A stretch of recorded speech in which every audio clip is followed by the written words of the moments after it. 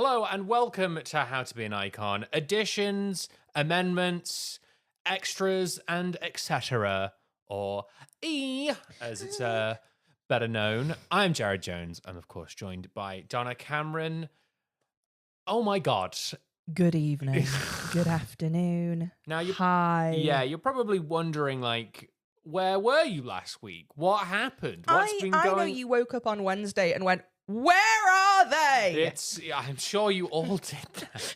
You fell to your knees and you ripped off your shirt and went, they have betrayed me. That is exactly what happened, I'm sure. It was us who was betrayed. Yeah, we've had a week of it. I'm not going to lie. Technology has really let us down. Technology has failed me in a way that is just so aggravating.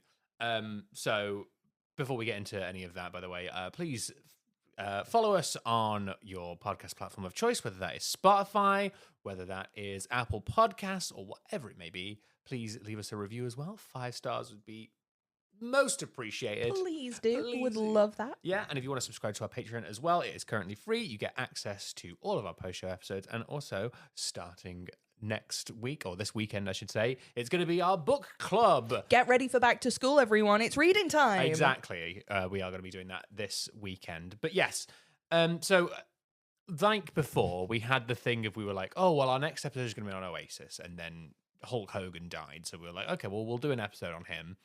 That'll put that on the back burner. And obviously, Ozzy Osbourne also died. And we're like, well, we should probably do an episode on Ozzy Osbourne. Absolute icon that he is. Great one. Great one. We recorded the episode. Great episode. You know, we were hilarious. Not to like brag. You know, sometimes you do it and we both... Sometimes we're a bit like, oh, not sure. Little peek behind the curtain here. Sometimes you go like, oh, not 100% how we feel about that one. Yeah, sometimes you find it in the edit kind of thing. That one we felt really good about and kind of went, that was like a... So, you know, I get my little Fisher-Price sound box. I take the little memory card out. I put it in the computer. Press again. And yeah. And 1, 2. You know, it makes its fun little sounds. What does the box say? It says all the fun sounds. So yeah, you know, I pull the sound card out, put it in the computer, and it's like, oh, it's all there. And it's like, that waveform doesn't look right. Something about this doesn't look correct. Jared has this amazing talent where he can see waveforms but read words. He knows what's that. Like, he can read it like text. I sure can. It really is like that. I'm sort of like Neo from the Matrix. Like, I just see it in ones and zeros. But for podcasting. Yeah, podcasting. He is sat here in a leather jacket, and it's honestly disgusting. It's 30 degrees outside, and it is like, it's around our knees. It's like flooding. So I'm there, and I'm like, right, play it back. And it's like, this doesn't sound right. It sounds like we're underwater. And then it gets to like kind of about a couple minutes in, and it just completely corrupts. The thing just doesn't play. It's just completely gone. And it's lost to time. So we had the thing of like, well, do we record it again? But I didn't really want to do what I'd already just done. We made an artistic decision that we were not going to sit down and try to do the same jokes again. And go, ha, ha, ha, ha. Osborne, more like... Yeah. That's the good quality content that you missed out on, by the way. So watching you go through all of the stages of grief, trying to retrieve that was... Yeah. Because I just have to sit there and go, you doing okay? You okay, bud? You got it? You doing okay? And you are just screaming, and I'm like, all right. Yeah. So bye. Yeah, that's sort of how that went. So we missed last week's upload. And we thought rather than if we give it just a bit more time. Just let it breathe. Just give it some air. Give it some air. He's still dead. Yeah, exactly. He's still dead. We just give it a bit more time, and we will come back to that episode. It is going to be our next episode. We are going to record that at some point pretty soon. So don't worry about that. If you were looking forward to it, it is still happening. We are still going to be doing... We always do what we promise we say we're going to do. Exactly. So, no. But we thought, well, you know what? We'll do an episode anyway of our extras and amendments because it's always fun to do. We've had a fun couple of people that we have gone through. We have. We have Hulk Hogan. Not so fun. Not so fun. Complicated legacy. Complicated legacy. So I love that every time anyone mentions Hulk Hogan at the minute, it really is Hulk Hogan, controversial figure, complicated legacy that he leaves. Hulk Hogan, formerly known as a controversial figure. Yeah. Like, he has that, like, formerly known as Twitter baggage to him. It really is that. We also had RuPaul, who, I'll be honest, we don't really have that much going on with RuPaul at the moment. He's staying out of trouble. Staying out of trouble, keeping it pretty... Just making more of that show than anyone can consume. Yes. And also Leslie Nielsen, who... we have a very fun thing of this episode that we did go and watch the latest Naked Gun movie, which we will talk about in just a little bit. We'll start off with Hulk Hogan, though, who was our last episode. Complicated legacy, Hulk Hogan. That is I listened back to it not that long ago, which I do like to do. I do like to listen back to our stuff.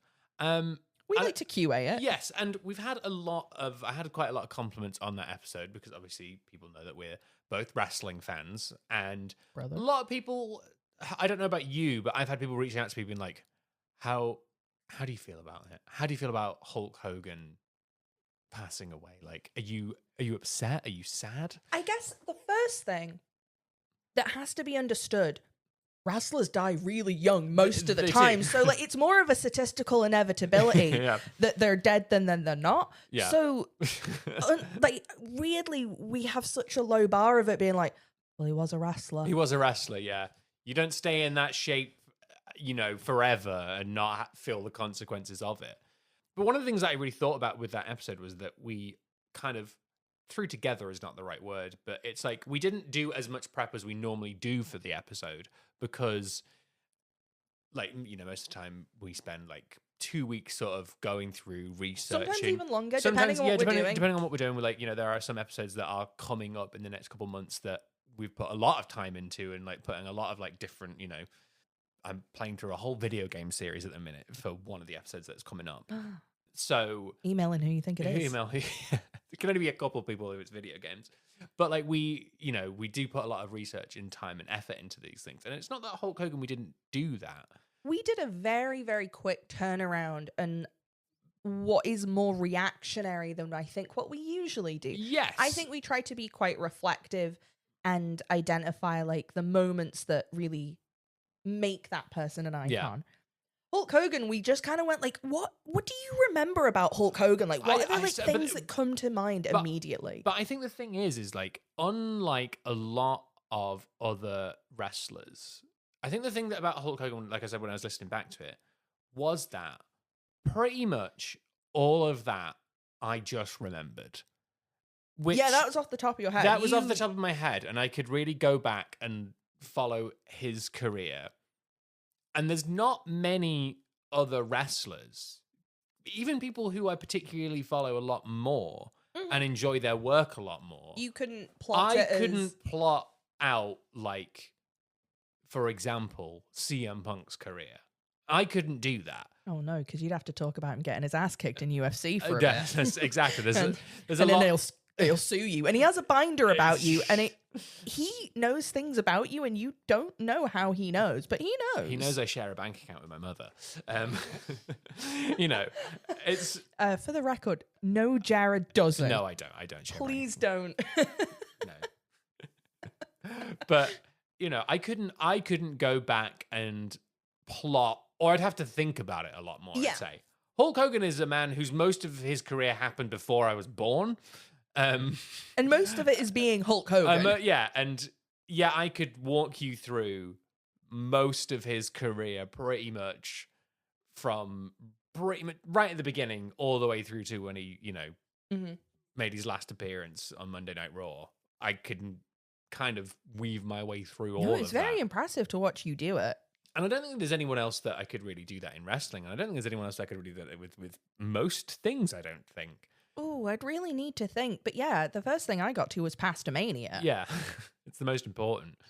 But yeah, and again, it's that real thing of like, oh, I think he definitely is an icon. And we've already started to see that sort of canonization of him in WWE. Yes. He had a tribute on SmackDown. He had a tribute on Monday Night Raw. He had a tribute on NXT, which is their third developmental show. Damn. And he had a tribute at SummerSlam, which was like 2 weeks later. So, like, across the board on their programming, pretty much everything other than their, like, pre-developmental show that no one watches.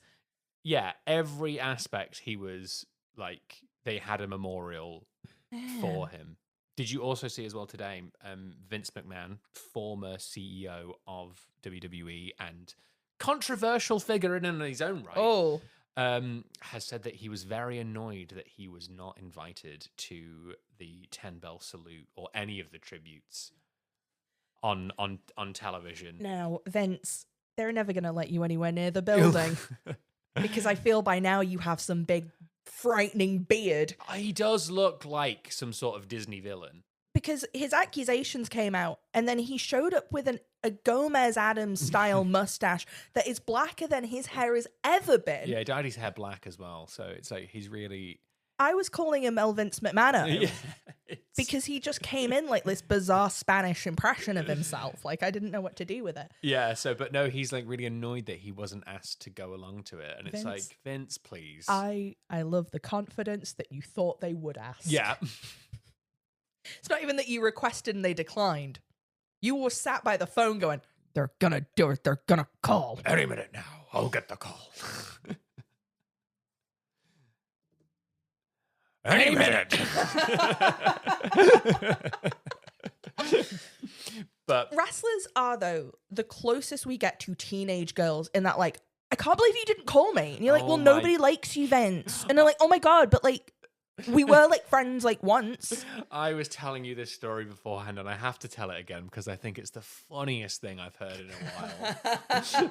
Welcome to our wrestling podcast, everyone. Yeah, this is the wrestling portion of the podcast. Don't worry, after this, we will stop talking about wrestling. Wrestler Bret Hart, who is hates everyone and everything. Yeah, I'm not going to get into Bret Hart, but he is a miserable Canadian man. I'm not saying that that's unreasonable. I'd be miserable if I was Bret Hart too, for multiple reasons, you know. Yeah, he has many grievances. He has many grievances. Which he has listed and made public many times. Many times. And he has a very professional rivalry with Triple H. Smartest man in the world. Yes. A lot of people have been asking me, have I been watching WWE Unreal? I've not, but I do want to watch it because it does sound quite interesting, like taking a peek behind the curtain of how all of it gets made. But Triple H is the main guy on that. He's the scary talking head that sort of looks at you like Big Brother, like in 1984, the way he like stares down the barrel of the lens. Like, and such a large head. Yeah, he does. And they do not like each other, Bret Hart and Triple H. But Triple H is a professional. He's in the professional role. He's running WWE. He's CEO. He's wearing the crown. Yeah, he is running creative and doing all that sort of stuff. So he invited Bret Hart to SummerSlam, which was the other weekend, and those guys do not get on. So Triple H invited him.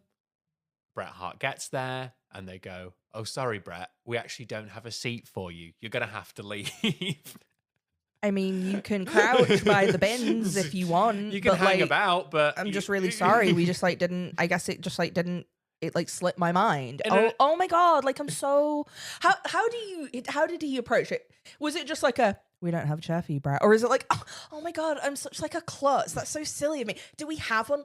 Go look for one. Don't go. In an arena of 80,000 people, we couldn't find one seat for Brett. Would it be more insulting, though, if they wheeled out, like, one of the big office chairs from the back? Yeah. It's, like, a clearly very different chair for him to sit in. Be like, oh, yeah. Oh, Brett, did you get the spare chair? Like a Christmas dinner. But, yeah, that's everything that's going on in wrestling at the minute. I know most people listen to this podcast for us to sort of hear a little bit about what's going on in the world of wrestling. Yeah, Vince McMahon wants in, and Bret Hart is annoyed. And Hulk Hogan's still dead. And Hulk Hogan is still dead. Brother. Controversial figure, brother. His daughter doesn't want any of his money. Yes, that's the other thing. She stated quite publicly that she does not want any of the money from his estate, which is fair, because when your dad makes a sex tape where he's talking crap about the dude you're sleeping with, I also don't want the money you got from Gorka. Yeah. No, I go, do you know what? That money's not going to make me feel better. that's absolutely fair. That's my moral stance. That's a fair one. Moving onwards, we're going to go on to RuPaul, who I don't really have too much going on. We did a bit of a quick search beforehand. There isn't really anything going on with RuPaul, but I think my favorite part of that episode is me asking what cooking preparation would you like to name yourself after, and you say Mia Pardonna, which I think is so bullet fast. Yeah. It's the funniest thing you've ever said. That's not true, and you know it. And unfortunately, you can't repeat the funniest thing I've ever said on this show, and you're not allowed. What is it? What is it? You'll never know. You'll never know, and I'll never tell. But yeah, did you?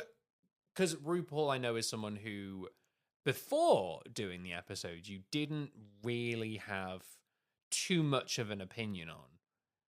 Do you think that has like changed a lot from like reading through his autobiography, or do you still kind of like indifferent is unfair, because that implies like I don't care. Not indifferent. I would say you didn't have particularly strong feelings on RuPaul. And I'll be really honest, I kind of still don't.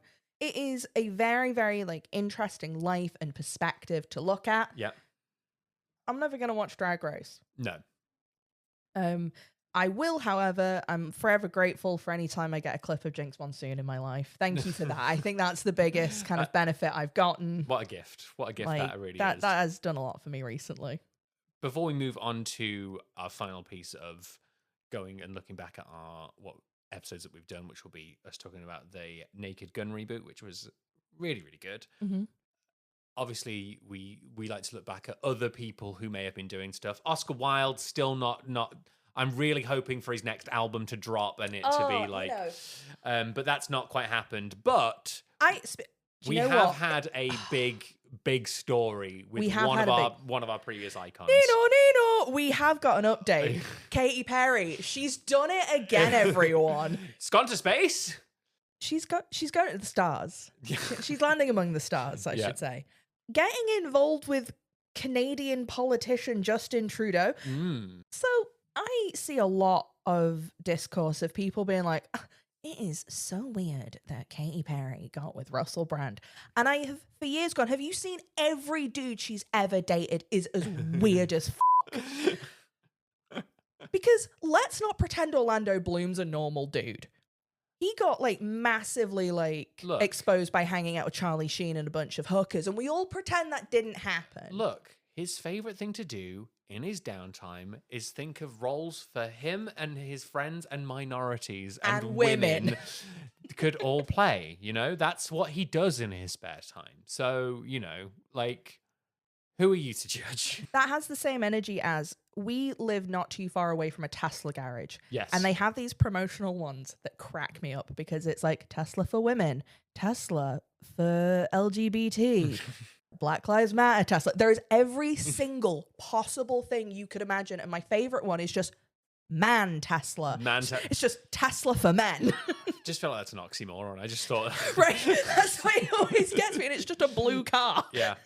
I did see they had outside of the Tesla dealership the other day, one of the Cybertrucks, which are banned in the UK. You're not allowed to drive them because everyone's going to point and laugh at you. Yeah, the twatmobiles that they are. God, they're ugly in person. They're awful. Like, they're just big and just so gross looking. Yeah. They don't look like the future. They look like They look like prop cars from, like, RoboCop 3. Yeah, they do. And then you go, that's a pretty cool miniature for the time. But now seeing it in real life, it looks like trash. Yeah. I have a really hard time, and I've told you this. I always want to pelt my drink whenever I see a Tesla, and I don't want to. But you get that like, oh, I could do it. I could just launch this half-drunken coffee. But yeah, our favorite queen, the only person, by the way, who we have said is not an icon,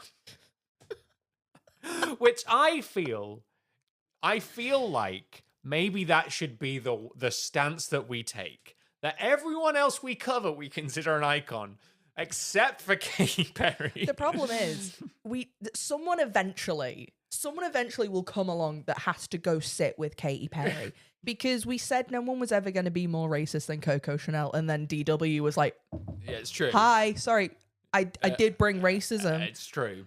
Katy Perry's something else. She's not an icon. She's something beyond. She's a star that shines so bright, you know? And she's burning so bright. And because baby, she is a firework. exactly. You know? And if that means Canadian politicians. Yeah.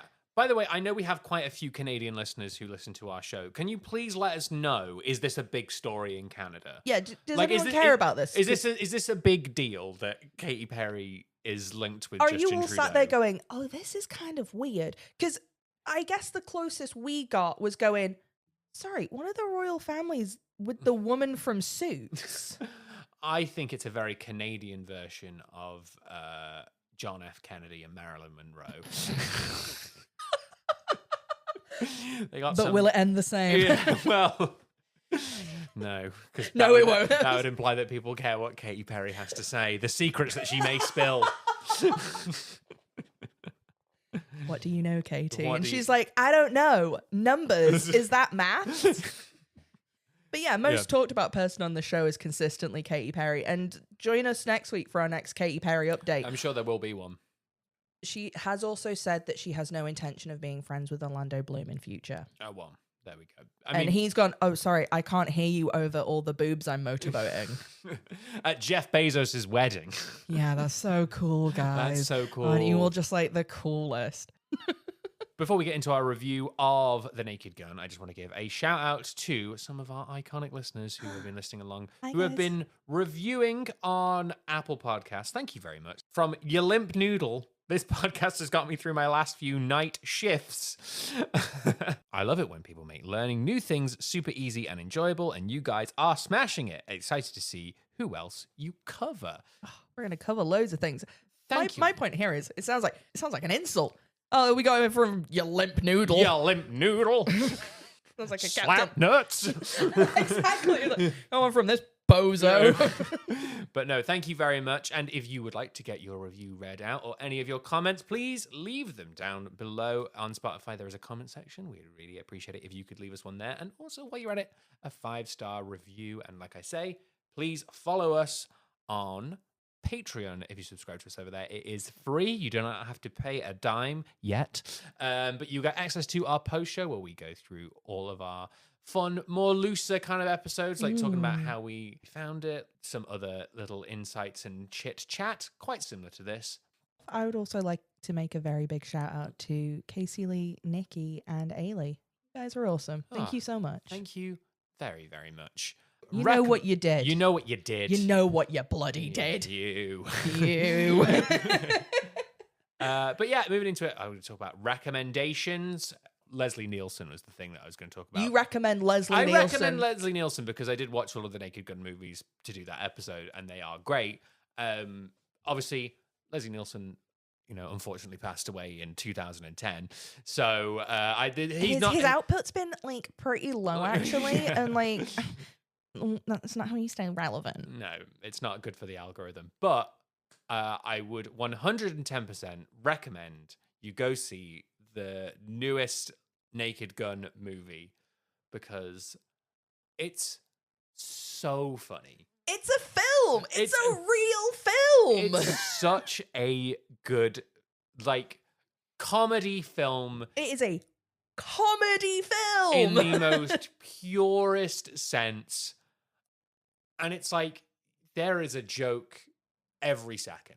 It is incredible. It's like being slapped around the face comedically.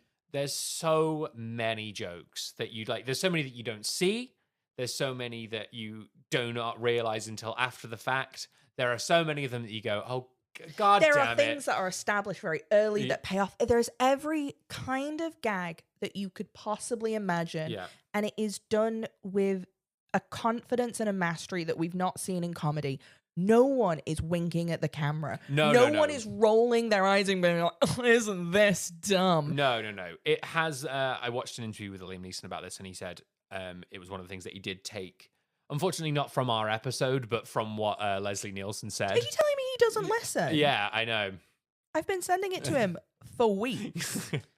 But like we did say in that episode, that Leslie said about the thing about it being funny is that you play it so seriously and that you do not wink at the camera, that it is not you do not deliver it like a joke or that you're trying to be funny. You deliver it like it is completely deadly serious, and Liam Neeson does that, and he is so good. He's so good in it. He's up there with Michael Caine in A Christmas Carol. Yes. Of like just like so serious. Yes, so just deadpan, and it's every single person knows what they are doing and what their aim is and what their goal is, and they are exceptional. Pamela Anderson is the funniest woman in the world. Please take a seat. No, I've got plenty at home, thanks. It's just things like that over and over. My favorite line in the whole film was like a jigsaw puzzle completed by an idiot, I was being framed. It's just like, but there's like so many jokes like that. There's so many visual gags. There's so many just things that you go, that's just stupid.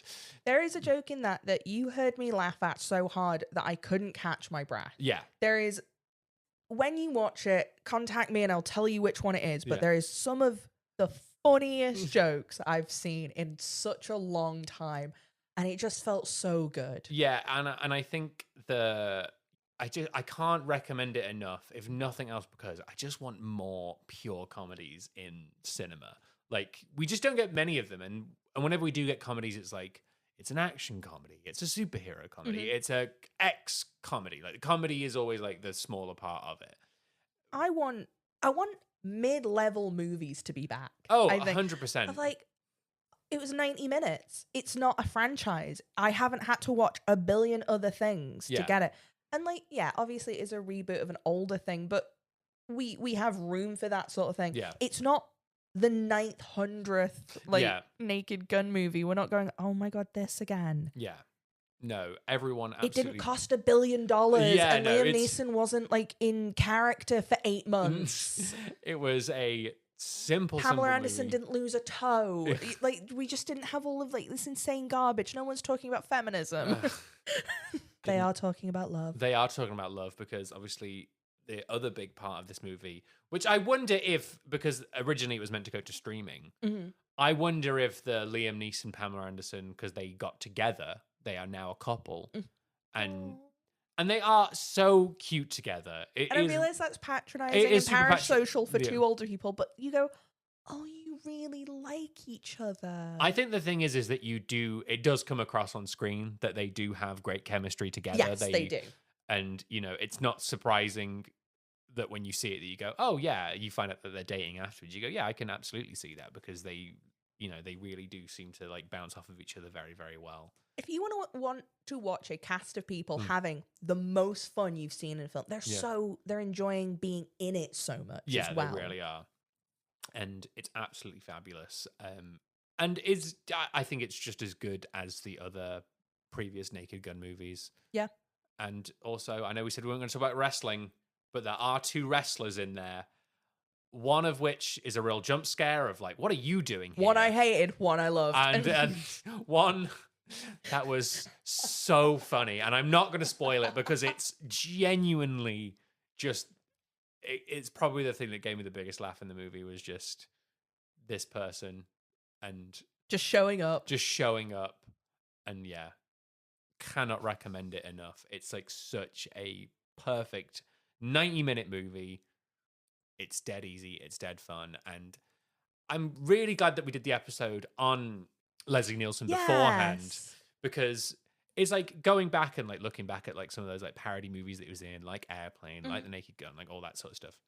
Watching him act in things and seeing those movies, I think that's the other thing about this movie, is there's a lot of bits in it that they would have wanted to do in those earlier movies and couldn't. It doesn't feel like we're just doing the same bits from those movies. We're not trying to one-up it. We're not trying to reinvent it. We're not trying to fix it. We're just going, we'll just make another one with the scale and the scope and like the abilities that we have now. Yeah. And like I think that is the thing that, and I think the other thing is that it's one of the one of the other really, really funny jokes is, and I think I saw someone on Twitter say about this, was that the way that this movie treats its legacy cast is genuinely so much more respectful than any of these like awful dog shit CGI face, like, oh my god, you know, like the way that they treat the original cast of the film, I think is absolutely gorgeous. Yeah, I think, and I mean that in every possible sense, yeah,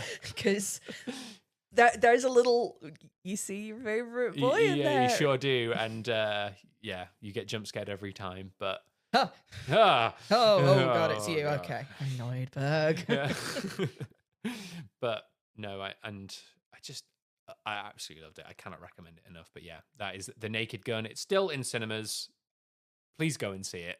Please absolutely go and watch it. I think the other thing as well is that you do get the cinema experience with it. Yeah, you can watch it when it comes to streaming, and you will have a really, really good time. There is something about being in a cinema and just.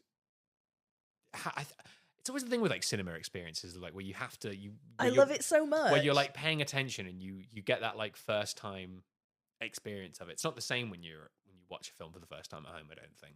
Because I think for me anyway is that it's very similar to like theater or a gig, that you're just having that collective experience. You're just experiencing that with a group of people all together. Yeah. And like you're all focusing on it and you're all kind of feeding off of each other. We definitely had a thing where a group of people were trying to act like they were having a better time than us, because they were definitely like, ha ha ha ha, my laugh is loud. Yes, there was a bit of that. But that's also like fun in and of itself. Like that's not like a negative thing. That's like part of it. Yeah. I wish that we had like a bit more of a full, it was quite empty when we went because we went sort of in the middle of the day-ish kind of thing. So it would have been nice to have like more people there, I think. But like I love an empty cinema. I love an empty cinema too. But I think for a comedy, it's quite fun to have like quite a full, you know, it's laughing with other people is more fun than. Do you remember when we went to see Fast and Furious and we were day drinking and a pair of high school students started making fun of us? Yes. They were like, oh, you losers, you're sat here like making fun of this film. And we're like, you're in school uniforms. And I've got a Corona because family. That's what we were doing. It's because we kept going, magnets! Yeah. Yay! We drank every time there was magnets and we drank every time there was family. And that's what you should always do. In Fast and Furious 9, you'll be drinking quite a lot. And speaking of family, it leads it on to my recommendation of the week. Talking about things that are perfect. Yes. I've been watching The Osbournes. Yeah, so this is one of the, I'm going to say, one of the advantages of the fact that we didn't get the full record of the last episode, because we hadn't really watched that much of the Osbournes. We'd watched kind of highlights of it. And we now have a bit of time to go back and do it and watch like episodes in full, and it is so It's good. perfect. It's perfect in every way. The episodes are 26 minutes. Perfect. Mwah. It is the best example, I think, of a pre-Kardashians reality show of that era. No one is TV ready. Everyone is like on various levels of not sober. Mm-hmm. There's like a lot of things that are clearly edited out, but are very clearly happening. Yeah. There is just minutes where Ozzy changes the bins. Yeah. Like, there is no structure. There is no, like, there's no, like, arc to it. They're not going anywhere. It's just like, it's just family. They just live with each other. Yeah. It is just them being recorded and just seeing how they live. Which I know that people go, well, I don't really know how that's different to, like, other reality TV shows. It's like, but, you know, say something like that we have also recommended before, Below Decks. Mm-hmm. Below Decks is a yachting season. It is a charter season of yachts. So it's like 6 weeks or something. Yeah, and you follow them from week 1 to week 6, and there are arcs of they don't quite get on very well at first. These guests are difficult. Yeah. This third stew doesn't know what she's doing, and things are definitely contrived in that things are put in the way. Like Captain Lee decides that they've all got to go to a donkey sanctuary on their day off. You know, like they weren't going to do that if a camera crew weren't there. Yeah. They wouldn't be having the like group meal every week. Yeah. Otherwise, they would all just disperse and not hang out with each other. This charter guest is like really wacky. They are, they got some weird demands that you wouldn't expect. They want a foam pie. They want this. They want that. And it's like, yeah, there's a bit of like TV-ness to it. The Osbournes doesn't have that. The Osbournes really is, one of the episodes is Kelly gets a new cat. And that's not even the full episode. That's like 2 minutes of an episode is just dedicated to that. And then the next thing is Jack's going on a school trip. And we don't necessarily get a conclusion to those stories. No, either. it's like, it's Kelly's birthday. And also Ozzy's knee hurts. Yeah. Ozzy can't work the TV. And his TV is the funniest thing in the world. He has a TV remote that looks like, from an 80s film, it looks like, this is what TV remotes will look like in the year 2025. It is enormous. It has a screen on it for some explicit reason. He does not know how to use it. He is constantly just fighting with it. Yeah. And it's things like that. There's no overall story. There's no anything. It's literally just segments of these people's very real, in some cases, very mundane life. Like, it's so much of that, and we hadn't learned how to do the reality TV thing yet. We hadn't primed it. None of these people are ready to be on television. Oh no, Sharon is walking around in a dressing gown, and Ozzy is walking around without a shirt on, shouting about where is his shirt. It is like being at home. Yeah, sometimes. It is. There is bits where you go, I find this a little stressful. Yeah, it's very loud. People are coming in and out. There's just like so much going on, but it is genuinely, it's so funny. It's so funny, and it's such a time capsule to a very specific point in time, like in the everyone's clothes. Yeah. Speaking of clothes, my highlight of something that happens almost every episode: Ozzy has brought an outfit that he does not want to wear. He spends 5 minutes going, "I'm not wearing it. I'm not doing it." Then cuts to him wearing it. Yeah. That's not a spoiler. It happens every episode. Every single episode, that is what happens. Yeah. And the other thing as well is that, speaking of Ozzy Osbourne, he is our next week's episode, but he is going to be our first book on our book club, which you'll be able to sign along on Patreon so that you can follow along with our book club. This is required reading for next semester. It really is. It will be on the quiz. But yeah, it is his autobiography. I Am Ozzy. We'll get more into it on Patreon. That'll be coming out this weekend, I'm going to say. It'll be a nice little surprise where you can have a listen along to that. Like I say, if you haven't already, follow us on Spotify, on Apple Podcasts. Leave us a review. 5 stars, preferably. We'd really like a 5-star review. Come on. We'll give you a good time. And like I say, our next episode is going to be coming out next Wednesday. It's going to be on Ozzy Osbourne. But until then, thank you very much, Tana Cameron, for joining me. Oh, it's a pleasure as always, Jared Jones. Thank you so much for having me. Yeah, anytime. Anytime. Thank you very much for listening. And drive home safe, y'all.